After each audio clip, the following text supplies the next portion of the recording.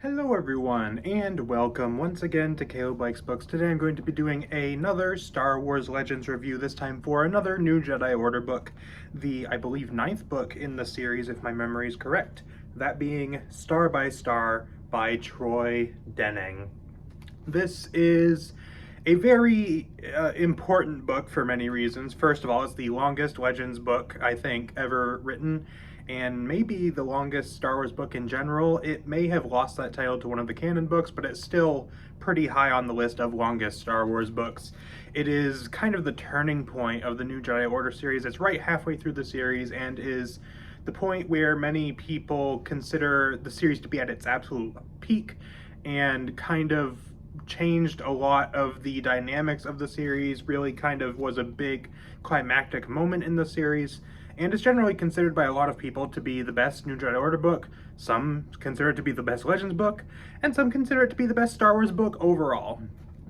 Going into this, it's safe to say I had some hopes and expectations for this book that were quite high. As far as my thoughts on the New Jedi Order up to this point, I really enjoyed it. There haven't been that many standouts to me. I did really enjoy Vector Prime, the first book.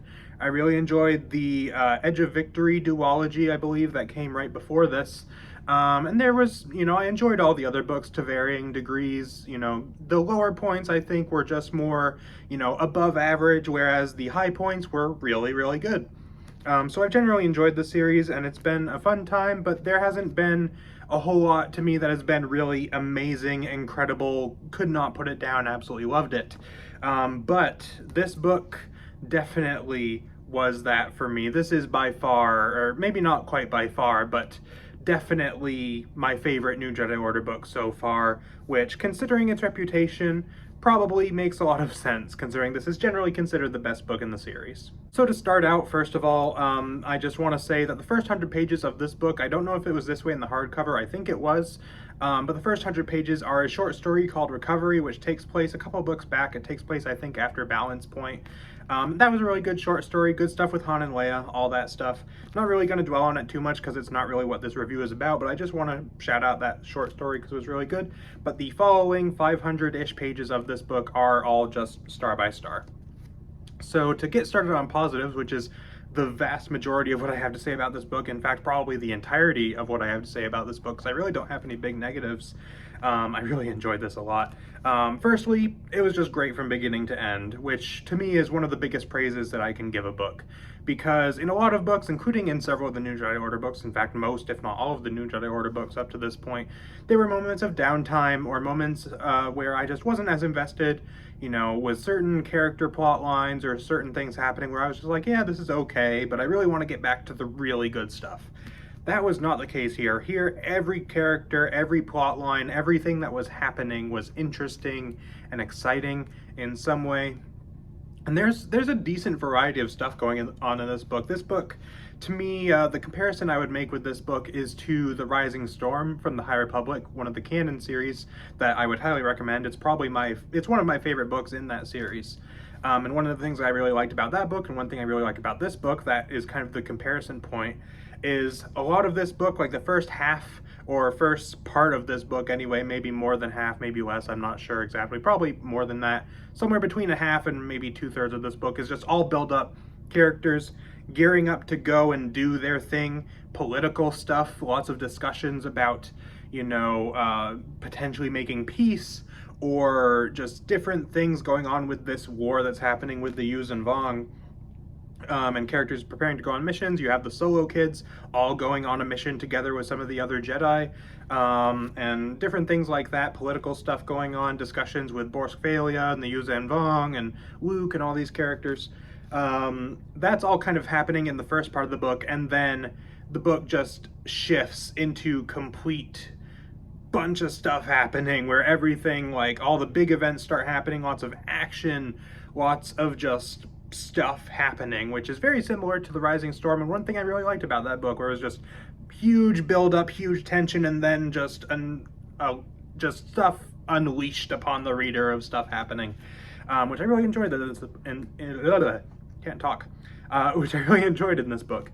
And I loved the stuff happening here. You had a lot of really interesting discussions. There's several scenes that I can't remember exactly, but I think took place like in the Senate chambers or something similar, where you have people talking about the war. You have Borskvalia, who then discusses things with some of the Yuuzhan Vong who come to talk. You have Luke going in there to talk. You may have had Leia in there as well. I can't quite remember. But just talking about the war, talking about how things are going, wanting to make peace or negotiate or things like that. That was really interesting. And then you also had the Solo kids going on their adventure, going to try to infiltrate the Yuuzhan Vong, which then leads to some really huge consequences later in the book. Again, with a lot of big stuff happening. And then you have, Luke and Mara Jade on Coruscant, and Han and Leia. I can't talk, I'm sorry. Han and Leia also mainly on Coruscant, dealing with their whole thing. You have the recent birth of Luke and Mara's child, Ben, and how things are going with him, trying to take care of him in this time of war. And all this stuff, just so much interesting stuff going on, and a lot of great character stuff as well. A lot of characters get some real standout moments here. Anakin has a handful of standout moments, and Anakin up to this point was one of my favorite characters in the series, primarily because of the Edge of Victory duology, which came just before this book, I believe. Especially the first book in that duology, I really loved how Anakin was developed, and he's great in this as well. He has some fantastic moments throughout this book.